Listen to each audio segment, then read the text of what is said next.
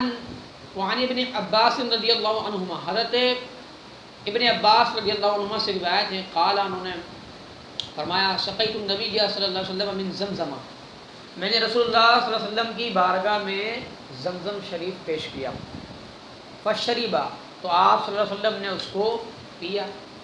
وہو قائم، اور اس حال میں پیا کہ آپ صلی اللہ تعالی علیہ وآلہ وسلم کھڑے تھے۔ تو زمزم شریف کو کھڑے ہو کر پینا